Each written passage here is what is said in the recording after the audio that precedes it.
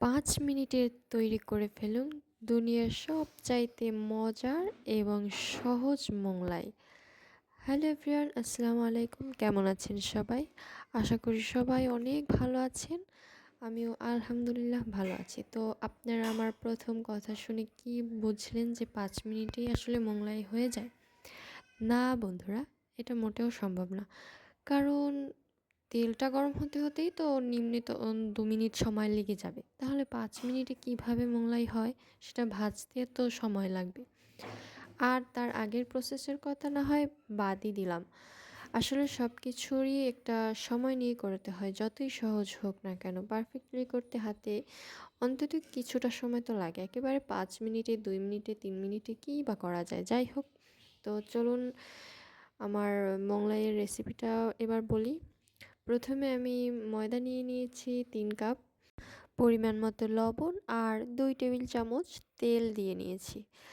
তারপরে ভালো করে পানি দিয়ে যতটুকু পরিমাণ লাগে অল্প অল্প করে দিয়ে তারপরে সেটা ভালোভাবে একটা ডো বানিয়ে নিয়ে কিছুক্ষণ সময় ঢেকে রাখি যতক্ষণ ভেতরের ডিমটা রেডি না হয়। তো তার ভেতরের পুরটা রেডি করার জন্য ২টো পেঁয়াজ আর ২টো মরিচ নিয়ে নিয়েছি, আর নিব একটা ডিম এবং সবগুলো একসাথে মিক্সড করে সুন্দর করে মাখিয়ে নিব।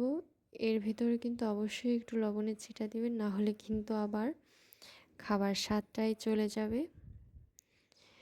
লবণই হচ্ছে খাবার আসল স্বাদ, লবণের মতো মানে নুনের মতো ভালোবাসা আর কি। যাই হোক, এটা রেডি হয়ে গিয়েছে। আর ওদিকে এই ২ মিনিটে ময়দাটা যতটুকু হয়েছে ওতেই হয়ে যাবে, আর বেশি সময় রাখার কোনো প্রয়োজন নেই। তো আমি এটা খুললাম, ভালোই হয়েছে, এতেই চলবে। তবে বেশি সময় রাখলে একটু ভালো হয়। যাই হোক, বেশি সময় রাখার সময় এখন একদম নেই। তো এবার আমি এটা পাতলা করে বেলে নিচ্ছি। জানি আপনারা সবাই এটা করতে পারেন, তারপরেও আমারটা তো আর দেখেনি তাই শেয়ার করছি।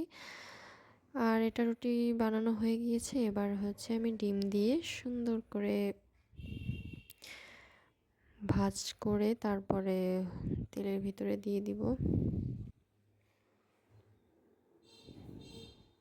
এর মধ্যে একটু ধনেপাতাও দিয়েছিলাম গাইস, আপনারা চাইলে স্কিপ করতে পারেন, আবার দিতেও পারেন। আমার এটা কিন্তু অনেক বড় হয়েছে। চারপাশটা কিন্তু অবশ্যই পানি দিয়ে দিয়ে নেবেন, না হলে ডিমটা বের হয়ে যায়। আর এবার তেলের ভিতরে দিয়ে দিয়েছি, হয়েও যাচ্ছে কিন্তু।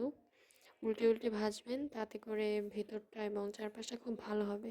উল্টাতে গিয়ে আবার এটা ভেঙেও গেছে, যাই হোক সমস্যা নেই। ভালো করে মিডিয়াম টু লো আঁচে ভেজে নেবেন। এটা একটু পোড়া লেগে গিয়েছে, কোনো প্রবলেম হবে না এতে। আর এটা খেতে কিন্তু বেশ মজা ছিল, একদম সহজ এবং মজা যাকে বলে। বাজারেরটার চেয়ে কিন্তু এটা বেশি টেস্ট হয়। তো আজকে এই পর্যন্তই। ভালো লাগলে সবাই লাইক কমেন্ট শেয়ার করবেন একটু, আর ফলো করে রাখবেন। আল্লাহ হাফেজ।